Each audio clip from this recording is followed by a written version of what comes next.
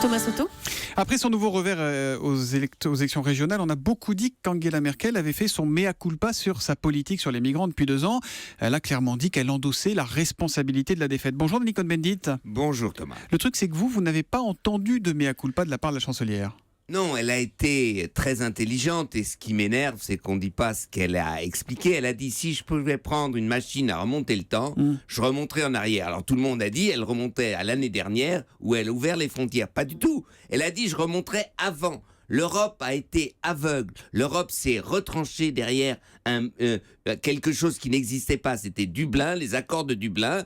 Et donc, les réfugiés n'arriveraient pas en Allemagne, en France, etc. Elle dit, c'est là qu'il y a un problème. Deuxièmement, elle a dit, l'Allemagne n'est pas championne du monde de l'intégration. On a depuis longtemps sous-estimé que la population allemande changeait, et ça c'est très dur, parce que les chrétiens démocrates allemands pendant des années ont refusé d'accepter que l'Allemagne était un pays d'immigration. Bref, elle a remis en question toute une politique d'avant l'accueil des réfugiés. Il faut faire passer le message parce que toute la presse titrait le mea culpa depuis le début de la semaine. Oui, mais c'est ça qui m'énerve. Vous savez, il y a un terme français, Schadenfreude. C'est-à-dire, on est content.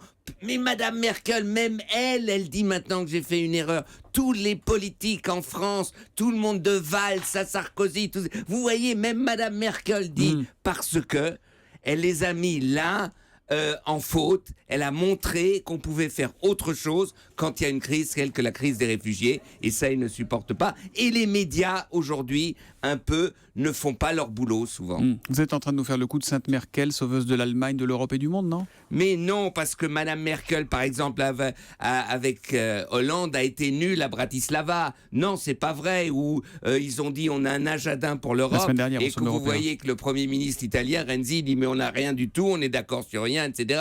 Non, je peux vous faire des tas de critiques où sa politique attentiste, justement, nous met dans le mur.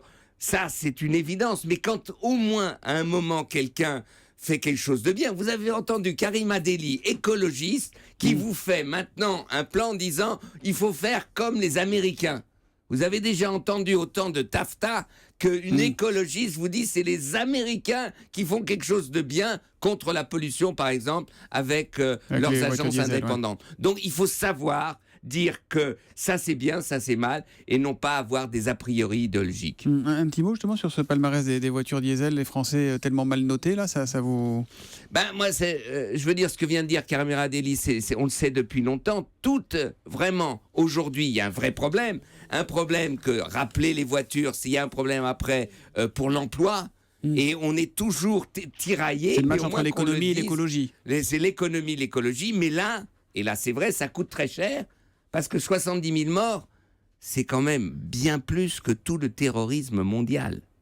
Voilà, un des enjeux qui sera un des enjeux de la campagne présidentielle. Décidément, il y en a beaucoup. Merci Denis Cohn-Bendit, on se retrouve demain 8h moins 10. À demain.